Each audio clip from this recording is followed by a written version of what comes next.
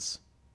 Before this pandemic struck, we had originally scheduled a series of town halls in Spokane, Pasco, and Vancouver, Washington this spring. Now we have this summit, which could lead to a possible series in how we respond to COVID-19 to help strengthen our democratic discourse. And it's a chance for all of us to lead the way to promote a more informed society. One of the most impactful statements I've read as I prepared for today was, "A lie gets halfway around the world before the truth can get its boots on." So let's get our boots on. This event is hosted by the Center for an Informed Public, which itself is a partnership between the University of Washington and Washington State University, an urgent coming together that we hope you'll continue to follow. I'd also like to thank all of our partners who worked quickly and collaboratively to pull together this live stream. The amount of generous support we've received during this time underscores how timely and necessary the conversation is. And I'd like to thank everyone who participated in advance of this event using the Thought Exchange platform. Before the live stream, we asked you the following question: what concerns you most about the coronavirus and misinformation? We received 274 thoughts and more than 5,000 ratings that directly inform the questions you're about to hear our panelists on. We'll continue to use the Thought Exchange, and here's where you can participate throughout the event.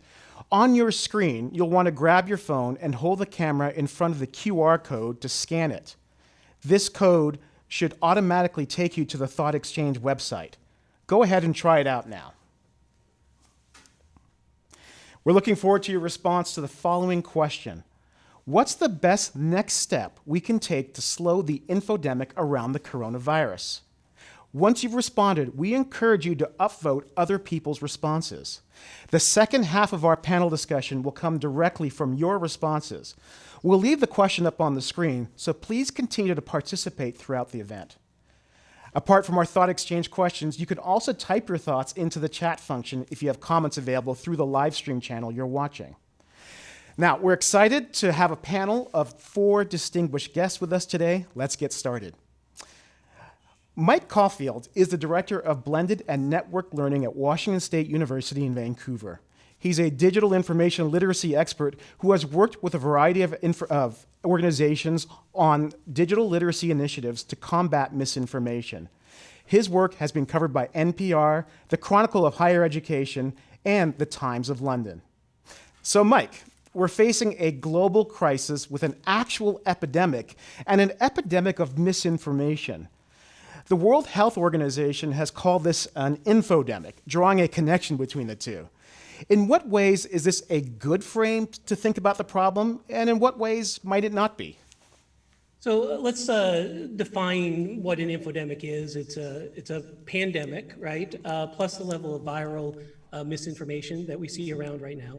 That matters for a couple reasons. One is obviously scale, but the bigger issue is probably stakes, right? The stakes are very high, and while misinformation is always corrosive, sometimes dangerous, it's just the case right now that the difference between having the right information and the wrong information can be the difference between life and death on a sort of an immense scale, the difference between a society that can effectively respond to a crisis and a society that just sort of crumbles underneath it. What I like about the term and what I like about the analogy is it calls attention to another aspect of this situation with misinformation. Just like pandemics require a multifaceted, multi-pronged, multi-layered approach to stop the spread of a virus, infodemics require a multi-pronged, multi-level approach to stop the spread of misinformation. So when stopping a virus, if you think about it, you may need government intervention, you may need regulation, but you also need technological innovation, you need research, you need visibility into how things spread and why they spread. And down there, sort of at the bottom of that social stack, you need changes to individual behavior, right? Changes in our own individual actions. And it's that bottom layer that I happen to work on. I'm in the rather unsexy wash your hands part of the equation. Except rather than hectoring people to wash their hands, I try to teach them techniques to sort fact from fiction on the web. I don't know if we can can we show the first slide of the Infodemic blog website? Is that possible? I can't tell if it's up, so I'll just talk about it. So everything I'll talk about in the next 2 minutes is on this website, infodemic.blog, where we take some of the techniques that we've been teaching students for the past several years and we apply it to COVID-19. And what we teach are simple tricks, stuff that takes less time than, you know, singing 2 verses of Happy Birthday. So as an example, you might come to a website and you might wonder whether it's a good source of information on a topic. And if we have the slides up, if we can show the animated GIF, or if not, I'll talk through it. So assuming you can see this animated GIF, you should see a looping animated GIF of someone doing an operation in a browser. You come to a website, you don't know what it is. So we do this little technique we call just add Wikipedia. You throw the domain name and the bare keyword Wikipedia into a search box, and it pulls up a Wikipedia page. And what you can see in the Google results, if you look at the blurb, is in this case, in the example that we've chosen here, the site is run by a professional conspiracy theorist. And honestly, you could stop there, right? The web is abundant. You just find another site, you know, go to another source. You've done this, you've sorted this in about 15 seconds. If you can go to the next slide, the screenshot of Wikipedia. If you wanted to go a step further, you could go to the article and you could see, in this case, there are 5 references that support the fact that he's a professional conspiracy theorist named David Icke. Or you could scroll down the Wikipedia article and you can see that he believes the world is actually ruled, like literally ruled, by a bunch of lizard people shape-shifting and temporarily in human form. So not a great source of COVID-19 information, really. So again, there's multiple levels to this problem, but I compare these sort of quick techniques we show on infodemic.blog to hand washing. They won't, of their own accord, solve this problem, but if enough of us learn these habits and these quick skills that take so little time and practice them, we can actually slow the spread of some of the more dangerous stuff. And we have 4 other techniques, but they all take less time than washing your hands. They're probably easier than learning to stop touching your face. And what I would suggest is, by learning these and building this practice, that's one area of individual behavior that we can adopt to try to slow the spread of misinformation. So given all that, and that's extremely helpful and useful, Mike, what's the one imperative that we might be able to all remember and keep in our minds as we're going through this particular time and consuming all this information that would help us maintain that critical thinking? Yeah, the biggest thing to remember is this. I mean, the sort of key to all these other skills is when you start to react to something in any way, right? By surprise, anger, excitement, desire to share. You have to stop and you have to ask yourself, do I really know what I'm looking at? The web has a way of just sort of teleporting information to us in this sort of decontextual way where we believe we know what we're looking at. We believe we know what the source is. We believe, we're being critical. But when we stop and take a second to say, do I recognize this source? Are they in a particular position to know something about this? We often find that we don't have that information. It's sort of an illusion.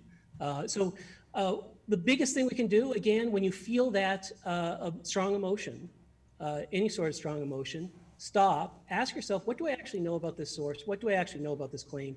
If it turns out you know less than you think, you're gonna have to do a little bit of work, not too much, but you're gonna have to do a little bit of work before you share that claim with others.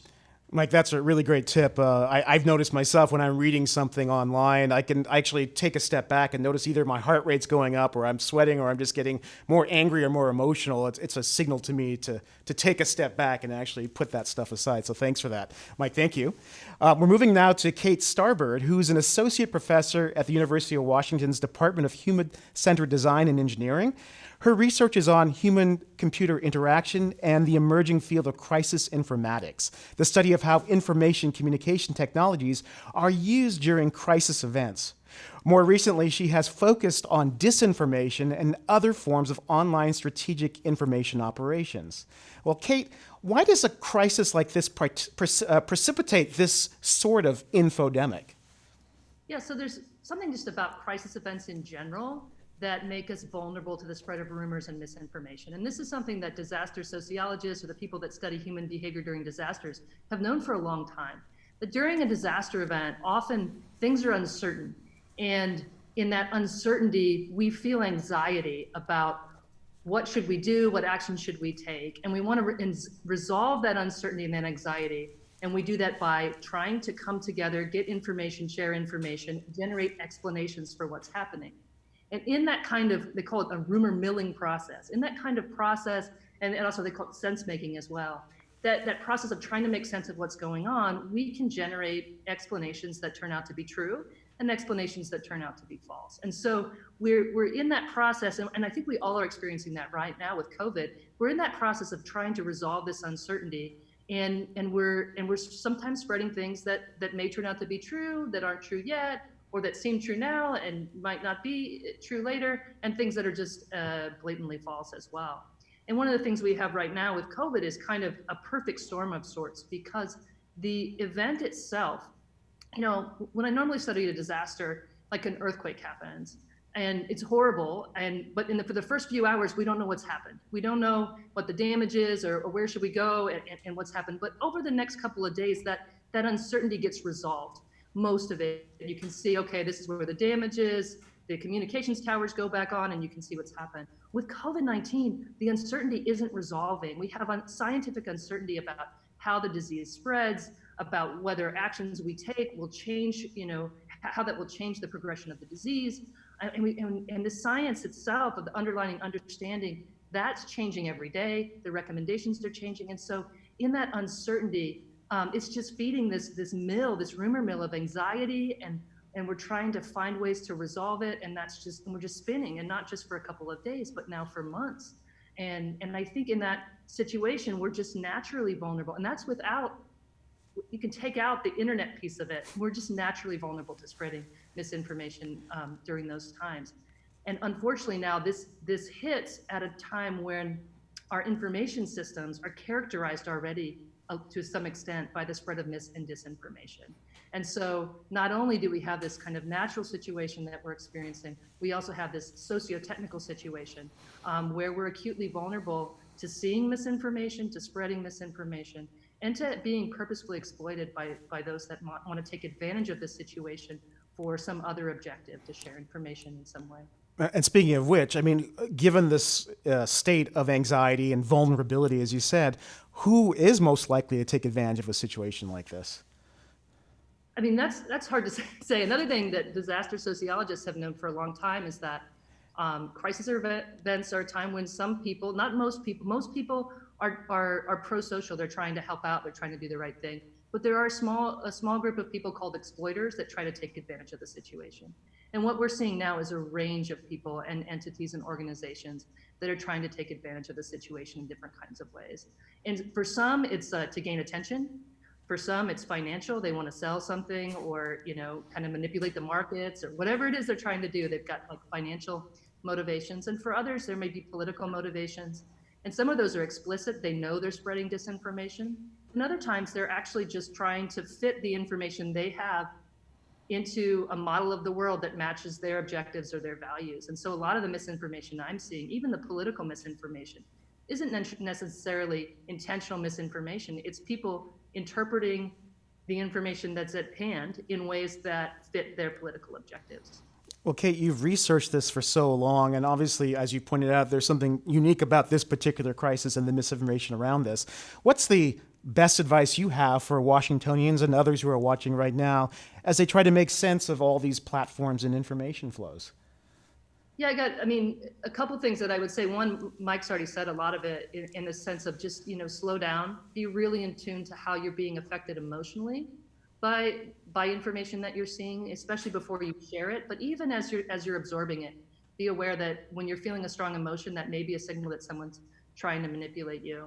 And another one I have is just to let yourself off the hook a little bit. This is a time when it's a natural part of the situation for you to be sharing information with friends and family to try to help out. And you think you have some information that might help them. And everyone makes mistakes. I've made mistakes. I think everyone on this panel has probably made a mistake. We've seen, Mike and I were sharing something. I said, Mike, earlier before the panel, I said, Mike, I think that's going to turn out to be misinformation. So, so just to let yourself off the hook and let family off the hook as well. It's good to point out when someone shared a rumor or misinformation, but we don't have to criticize them and criticize ourselves. We're all vulnerable to this, and it's not your fault, and it's okay sometimes to be there, and because part of the reason we do it isn't just informational, it's psychological, because we want to come together and talk to people and help in whatever way we can, and we think that sharing information is one of the ways that we can help. So just I think let yourself off the hook a little bit. that's excellent advice. I mean, this is very much like the fog of war, where when you just don't know what's going on, so you can't punish yourself or others when you don't get things exactly right. So thanks very much for that, Kate. As a reminder to our audience, please be sure to answer the question on the screen. What's the best next step we can take to slow the infodemic around the coronavirus? And after you respond, you'll have a chance to upload those responses that panelists will respond to shortly. So we're going to move to our next panelist now. Porasmita Bora is an associate professor at Washington State University, where she's part of the graduate faculty in the Edward R. Murrow College of Communication and the Prevention Science Program. Her main areas of research are emerging technology in the context of politics and health. Currently, she's working on projects related to misinformation, the 2020 elections, mobile health, and wearable technology. Porasmita, based on your most recent research, what works best in fighting misinformation, especially around COVID-19? Yeah, as Mike and Kate had pointed out, actually, a lot of the research I'm doing currently has shown that reflecting on what you're reading is really one of the best ways really to check. So if people who are able to take some time and pay attention to the news and engage with the information that you just saw, instead of immediately forwarding it or thinking that that is true, it's good to reflect on it and kind of think about it a little bit, and that makes you less vulnerable to fake news and to misinformation. This is coming out of just a recent survey that I collected during the COVID this situation. And a lot of times, what I'm saying in the research is that if you are paying attention to this information, if you do reflect on that information, you are also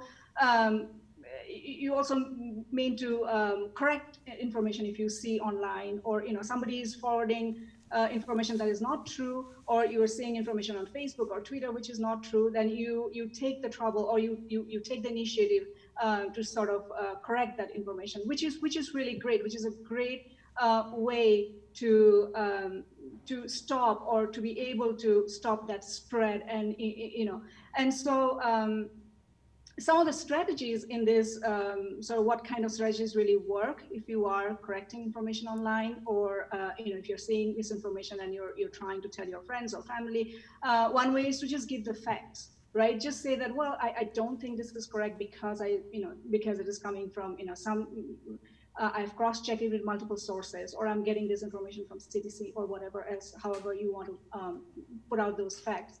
Other ways, one of the biggest ways is really not to be negative. And I know Kate was going about this a little bit, not to say something uncivil or say, hey, I mean, why are you making this mistake or something? I mean, we all fall prey once in a while to misinformation. So not to be negative, not to be uncivil, but put out those facts out there, give a little bit more information about what you know, if you know about it.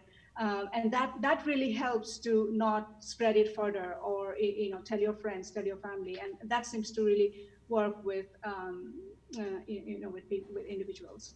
That seems to be the greatest sensitivity that you have to have in this kind of situation, especially if you're looking to correct somebody who doesn't even know you on social media. They actually might take it very personally as a slight to who they are, their own identity. So it sounds like what you're advocating is a certain amount of empathy, or at least to go slow and not to be impugning somebody's emotions, essentially. Yes, absolutely.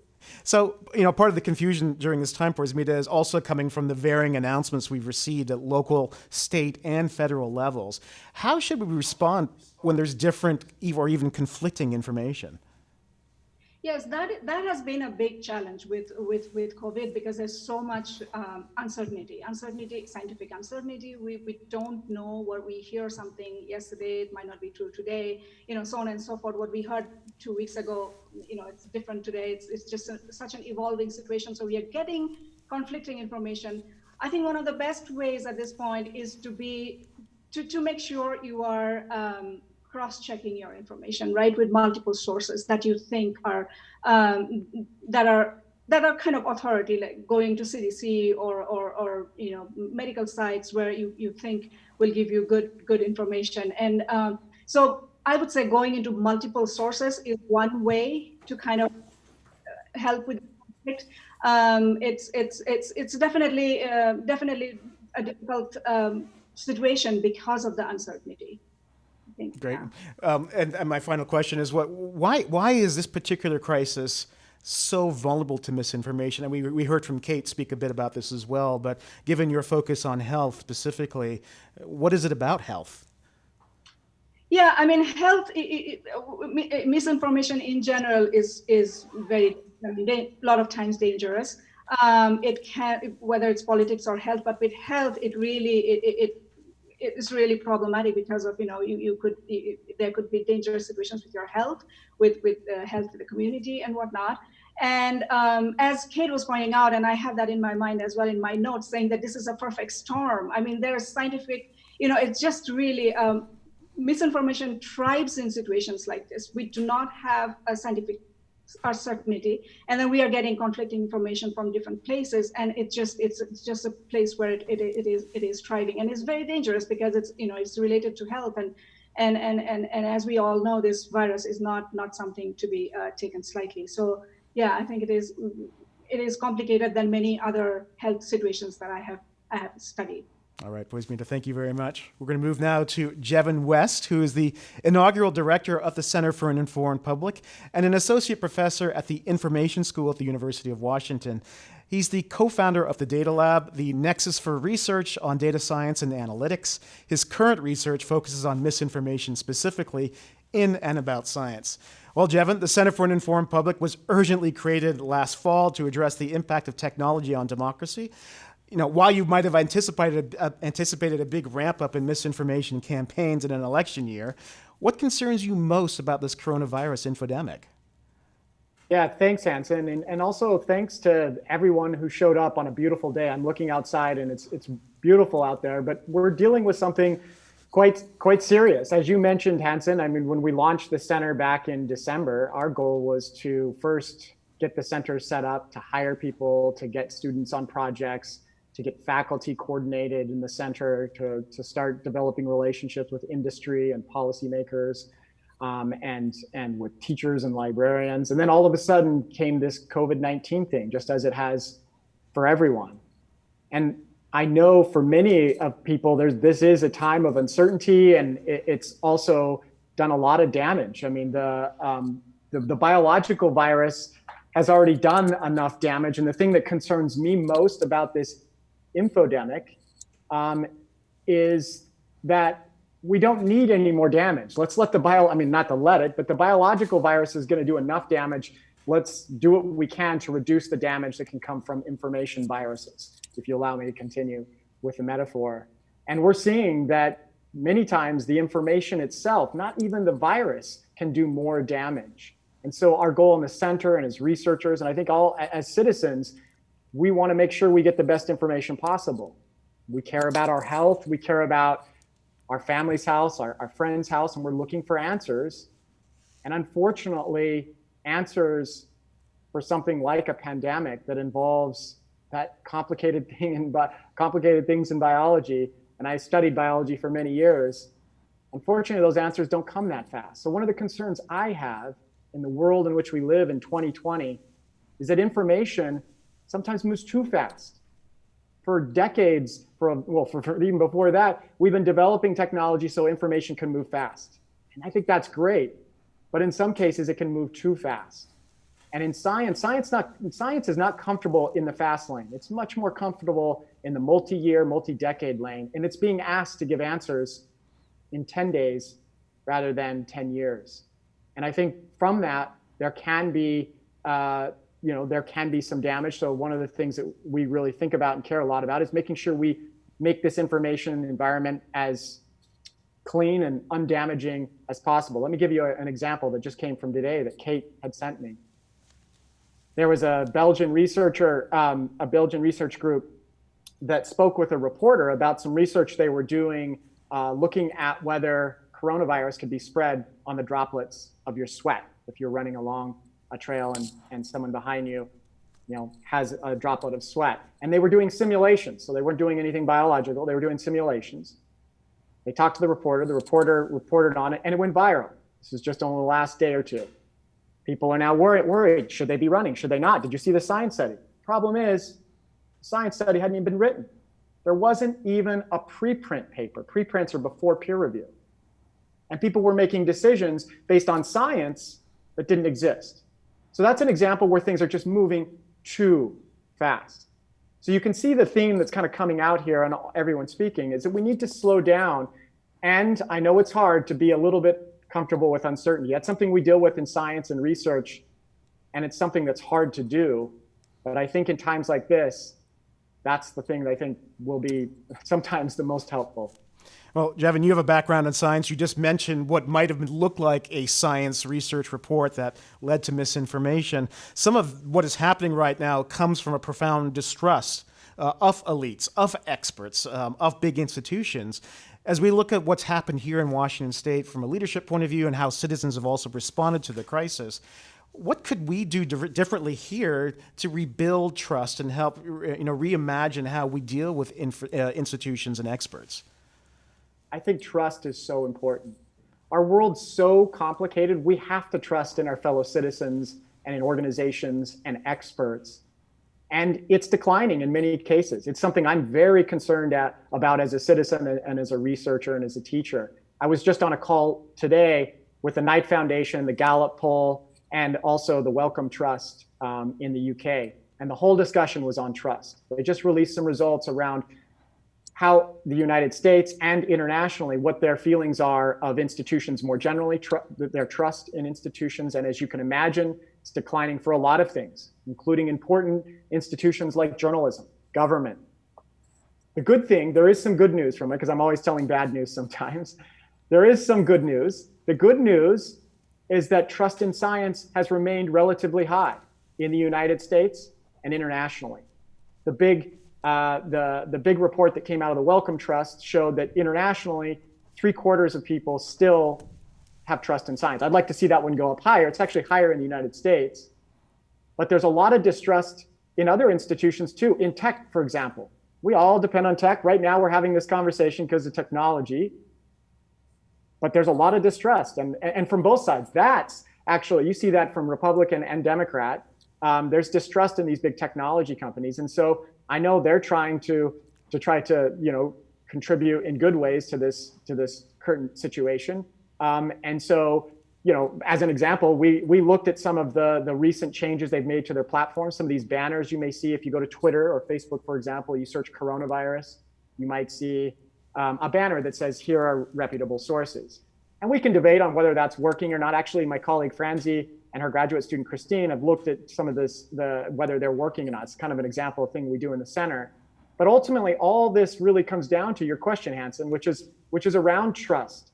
And the institutions themselves need to do a better job reaching out to the public, which is something we're trying to do, and certainly do it in a nonpartisan way, and do our best to establish trust in each other too. We need to figure out other ways to speak to each other and don't always assume malice. But I will say of all the institutions, I care a lot about science. Fortunately, that's good, but that's not going to stay forever, especially when we see science making mistakes because it's moving so fast in this current crisis. Well, Jevin, thank you very much for that. And thank you all for your insightful responses. Now we're going to transition for the rest of our time to you, our audience, through the Thought Exchange platform. The insight we wanted you to share in response to the following is, what's the next best step we can take to slow the infodemic around the coronavirus. So we'll be asking our panelists to participate in the discussion. I'm just going to make a transition to that with this first question. And I think I'll come to Kate with this first question, and if there's any other responses, I'll ask our other panelists. But Kate, here's the first question. The fact that many people do not know how to determine good information from misinformation. Some people only accept information that matches their beliefs. And I know you've studied a lot of this on social media platforms. And we end up with politicians that also can start to make policy based on incorrect but popular ideas. So how do we begin to navigate around that when beliefs really propel this kind of misinformation and may lead to policy? Yeah, this is a difficult question, and I might not answer it head on. And one of the things that you said earlier is that some people might do this. Actually, I think we're all vulnerable to motivated reasoning, where we see information through our own pre-existing biases and ideologies and things. And so, and we're all vulnerable because the information systems themselves are hard to navigate. It's not just because we're not smart enough or not or we're making mistakes. Again, it has a lot. I don't put a lot of blame on us. At the same time, us as individuals. At the same time, I do think that there are things that we can do individually to actions that we can take, being more aware of what's going on in ways that can help. But we do see, one of the things we do see, misinformation isn't really a problem if it's, a few people believe something that turns out not to be true. And it's not a problem when a lot of people believe different things that turn out to not be true. But, when a lot of people are getting these messages and they all believe something that's not true, then you get behaviors, especially around a crisis event, we can get behaviors that are maladaptive or that are not going to help us all in the long term with surviving this. And so one of the things that we worry about, we see a lot, is how information sort of moves, from the margins and people talking about it, where it's okay. That's actually what we do in crisis events, through influential accounts, political leaders, or journalists, cable news hosts, pundits, whatever it is, where it begins to spread really widely without a lot of in-between vetting of experts and other kinds of things. And so we see this kind of effect, and that's kind of partially due to our information systems and how they currently work, where something can go from, just kind of bouncing around and it's okay, to all of a sudden, something that's spreading pretty widely that actually could have people buying out a drug that other people need, or not taking social distancing recommendations into account because they started to believe a false belief or something else. And so it's really not the misinformation itself, it's how it spreads so fast with the systems that I think is the most problematic. What you just said, Kate, leads to the next thought that was shared on our platform that I wanted to share with Mike and see what his response might be. And it is, once misinformation is released to the public, it seems to resurface again and again, even after fact-checking is made public about the topic. And the more often people hear the misinformation, the more likely they will believe that it's fact. So what do we do about that, Mike? We know, a lot of us know it's not true, but it seems to, through that repetition, and maybe through the media system that Kate alluded to, how do we challenge this? Well, the first answer is to kind of take off of what Kate says. The best situation is not to be in that situation to begin with, right? The best situation is hopefully that institutions, professionals, politicians, we can hope, sort of head it off before it becomes this sort of, before these claims become these sort of repeated things we sort of see in our peripheral vision constantly, and sort of build this belief, even if we're not directly consuming it, right? So the best solution would be to not have to have a solution like that. The other thing is, I talk a lot about what are the things you can do in the first 90 seconds when you encounter a piece of information and you're trying to vet it. I talk a lot about that because I feel like that's a piece we can get to immediately, and a lot of people have to learn that. But the thing we talk about with students sometimes afterwards is, okay, so this piece of, if you find out something is really false and this piece of information reached you through a particular route, right? Are you going to think about changing your information diet in a way? Because again, it's not just what you consciously consume, it's what you unconsciously consume. And if it turns out that a particular source of information repeatedly deceives you in ways that are not even to your benefit, how do you prune your information diet in a way that makes you less affected by that? Because we do have things like the mere exposure effect. We do have these illusory truths that we can come to believe just through this sort of repeated exposure. And if when you find out something is false, you stop there and you don't, at least periodically, think about whether you need to change the way you consume information. You're bailing out the boat, but you got a hole in the boat too, right? You're taking on water while bailing out the boat. You got to do both of these things. Information diet, I like that term a lot. Actually makes me think of Jevan's work, especially on his globally recognized course, Calling BS. And Jevan, I just want to lead to you in terms of how you have advised people to do some of what Mike has just suggested in terms of thinking more conscientiously about how they consume information. I imagine you have probably a couple of really salient tips on that. Well, I mean, if you only gave me like 4 words, I'd just say, think more, share less would be the first thing I would start with, in that slow issue in a world where information moves at the speed of lightning. I think there's so much coming at all of us, and we're all susceptible to believing something that maybe in the future we find is not true. I mean, something that Kate says so well is, and Mike, we're susceptible from K1 to K99, all of us.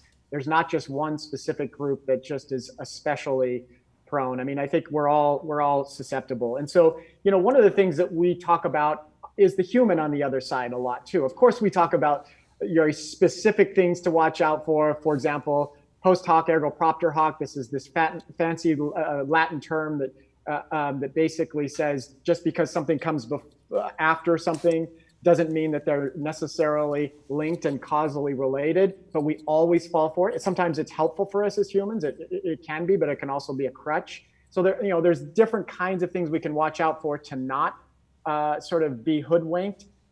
But what we need to do when we're calling it out is to look on the other side and realize there's a human. And a lot of times there's not malicious intent. Sometimes there is. There certainly are, with opportunists and propagandists and people that are trying to sell you something. But oftentimes these rumors, when you look at them at the population scale, a lot of times they root from good intentions and people just trying to sort out and do collective sense making, as Kate said. And so I think it's really, really important not to assume malice and to just assume honest mistake if it was. And also to start, I'd love to start seeing people compliment the side that they're maybe not on, if they're teams. There's teams everywhere, so let's just use teams. Maybe a little more complimenting would be nice to see every once in a while. But in terms of like specific things online, at least right now during this COVID crisis, that at least we're seeing and have had conversations in the center often over the last several weeks, is to watch out for some of the old technology like text messages and email. A lot of misinformation is coming even closer to us personally. As many of you may have received on this video call right now, many of you may have received a text message, because I did, about martial law being implemented. A friend of a friend told me in the state of Washington that martial law and roads were going to be closed, et cetera. And so we need to be aware of even those technologies, that these things can pass really fast. But ultimately, I think we just need to recognize that a human's on the other side, and most often they don't have malicious intent. Right. Well, given that sometimes it is no malicious intent, or maybe it's a disparate systems, I want to come to you, Parsmita, given your research specifically on misinformation and health, and just try this question that we received on Thought Exchange. You may not have the answer, but I thought I'd try.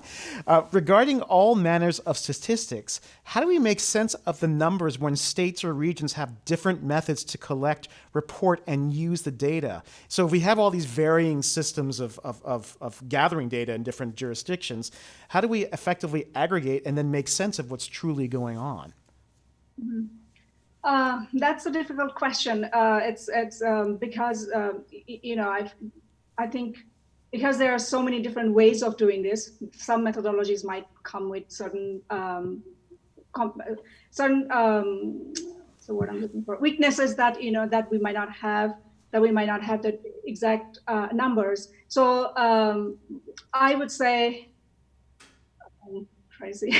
I would say, whatever numbers you are seeing, don't trust. Sorry, I'm trying to struggle with the question because it's kind of complicated because when it is conflicting information, then it's how do you make sense of it.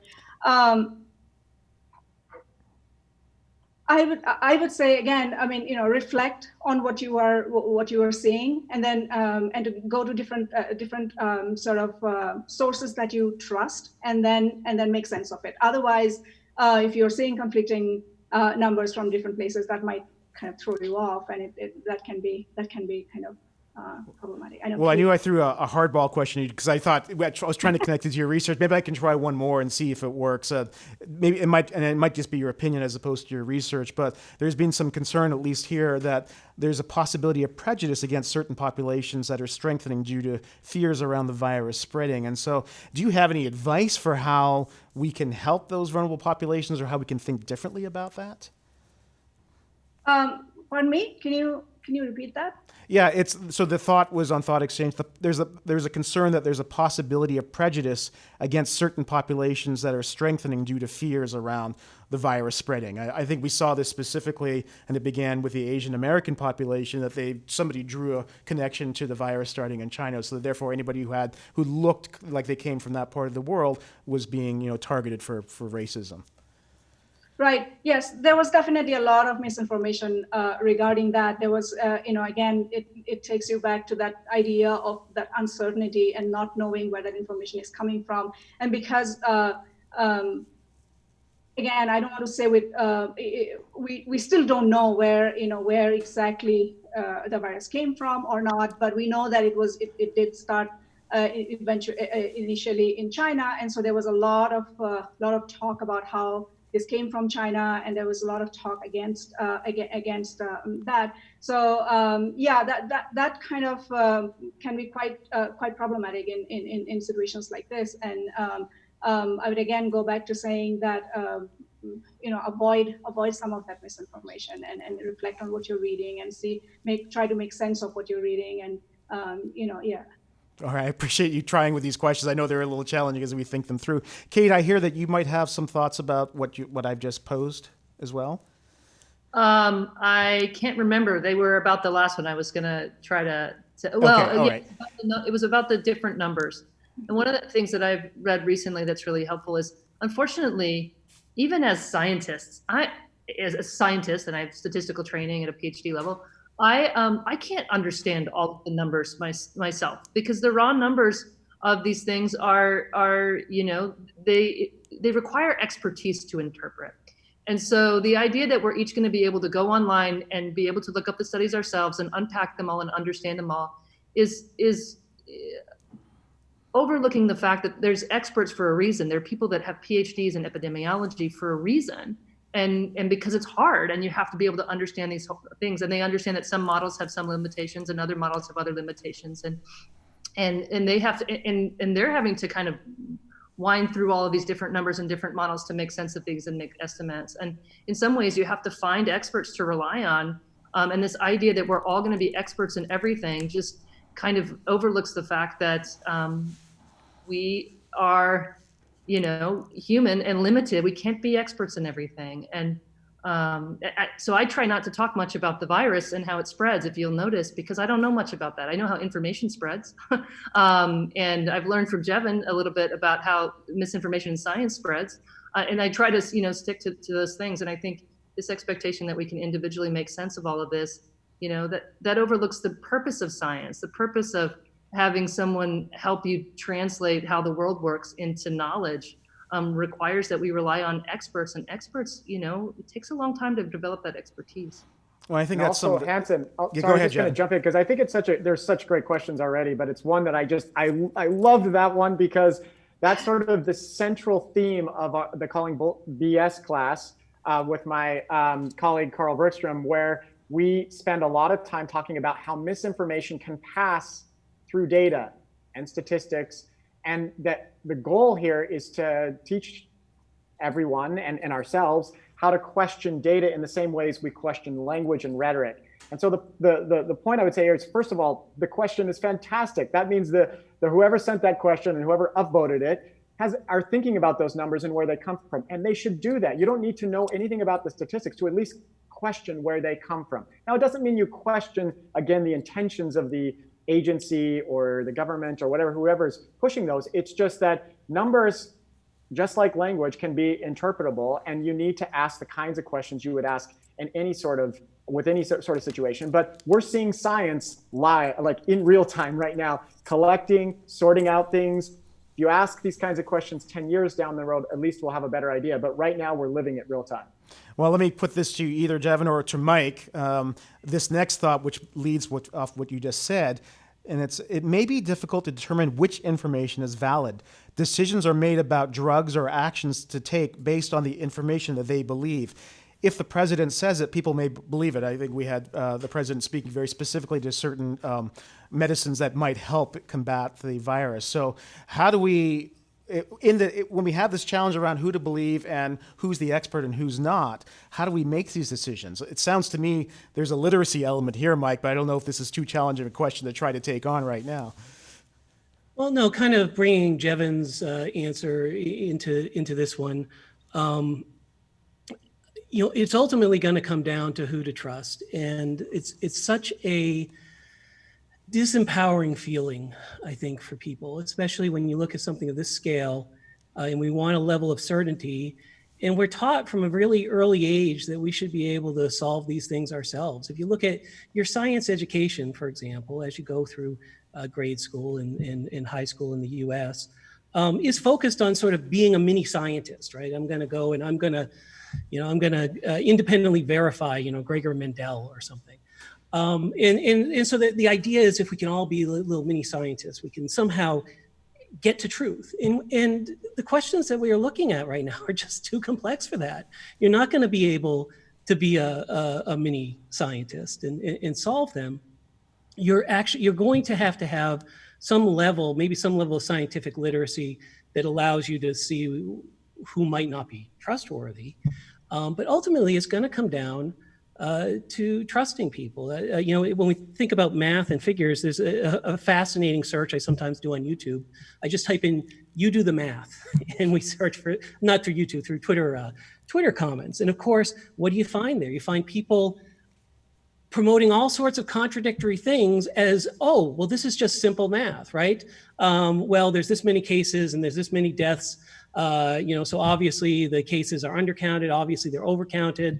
Obviously, Cuomo messed up. Obviously, Cuomo is doing what, you do the math, And it's so seductive because it puts us into a position of control. And most of what we do in our quick techniques, a lot of what we do with students is say, it's okay to say, I believe this because a lot of reputable sources say it. And people say, well, can you explain why this and that? He's like, all I know is a lot of reputable sources say it. They've generally been right before. They seem to be careful with things. And so I'm going to go with that because statistically, even a journalist who's a little bit sloppy, they're probably going to be more accurate than you in investigating an issue on your couch, on your mobile phone. They're probably going to be more accurate than you most of the time. So a lot of this, you do have to figure out who to trust. And you have to get comfortable with the fact a lot of people feel like this is like, turtles on turtles. There's just no bottom to this, right? You got to get over that. And in the case of different people promoting these different ideas, you got to learn how to read reputation. So what we do as we focus on this idea of reputation heuristics, which is what are some quick things that we can look for that sort of separate an expert from a non-expert, that separate someone that's careful from someone that's not careful. And one thing that does separate experts from non-experts is experts don't stand around and say, you do the math. They understand that these things operate at a somewhat higher level of complexity. Well, Mike, you mentioned journalists, and I think I'll put this out to everybody and we'll see who wants to respond to it first. And this is a thought that just came in. It said, I'm concerned that trust in the media will continue to go down as misinformation spreads. The press cannot survive as a check on the government when people no longer trust it. This is a loss of a fundamental part of our democracy. And of course, given the amount of government funding that's going in at the local level, state level, and federal level, the decisions that are being made, and as media not being trusted, how do we navigate that? And I'm wondering if any of our four experts would like to sound off on this concern around trust in the media continuing to decline and misinformation spreading. Well, there's Kate. Yeah, so I'll try. I mean, I haven't seen the research yet that says that trust in media is declining during COVID. And I actually would be interested to see what that actually looks like, because what I see is that a lot of people, especially in areas that are affected, a lot of people turning to local media that they maybe hadn't been turning to at other times, because they're actually, it's relevant to them. It's someone they can trust because they're close enough. I know that my rhythms changed when this crisis started, and in part because I, every morning I tune into the Seattle Times, and that's something I do normally. And I look at it 3 times a day because they're giving updates that are relevant to me and relevant to my family.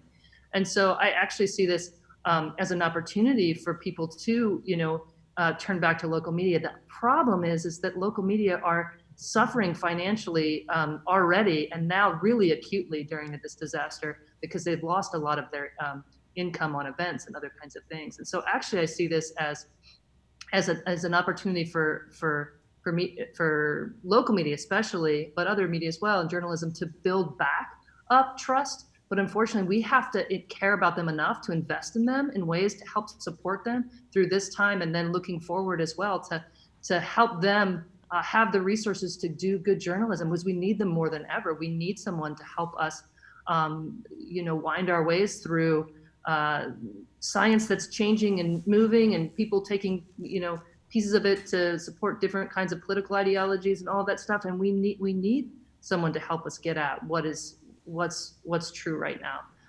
And journalism should be that. That's absolutely true. Devin, you have a response as well? Yeah, I was just going to say this Gallup poll that just came out actually supports what Kate's saying, that and I will say the whoever asked that question and Kate are both right. So according to this data that just came out from Gallup, which is that trust in journalism is going down in the United States, certainly, both on the on the left and the right, and more among Republicans than it is, but it's still going down overall. But in this crisis, there's been a huge uptake in both local journalism, more so even than national journalism, which speaks to what Kate was saying. What's interesting, they found in the poll, is that the levels of trust is maintained the same. So it hasn't gone down during COVID. It's actually maintained the same level, but there's been a huge uptake in that news, local news especially. And if there's one magic wand that I could wave, and all you users out there, please come up with a solution to that, because I think it's one of the most important things we can do in this area, in this topic of infodemic, is to figure out how to build sustainable models for local journalism. I think we all care about that. We may disagree on the nuances of tax bills and certain policies in our local communities. Fine, let's have those debates, but we need local journalists that represent and live in that local community to go out and help do that sense making. So I think that would be incredibly important, but just wanted to throw that little tidbit out from this recent Great. Gallup Thanks, poll. Devin. Porzmita, I understand you have a response as well.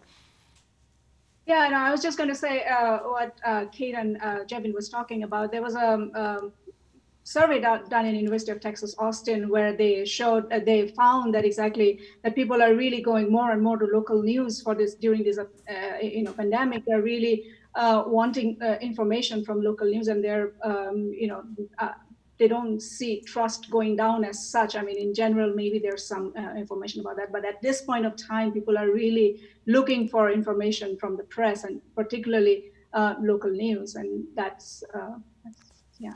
I'm going to keep you up here for a little bit longer. I just want to ask you a question based on your work, Porzmita, that looking at misinformation and health specifically, can you even at this early point begin to anticipate what impact there might be on policy in Washington State around health as we move forward with what's happened with misinformation? Yeah, possibly we'll see more Well, definitely more research on health and misinformation. I would anticipate that would be done, and looking at it from communication point of view, looking at what kind of messages work and what kind of messages are going to be able to help if the vaccine is available later on to for people to go for that. And research projects such I think will be really helpful. And I mean, we've been reading news about how Washington State is putting in funding for for research that looks into some of this. And I think misinformation will be one that will definitely be in one of the top. We'll get priority. I look forward to that once this is over to see where we go. So thank you for that.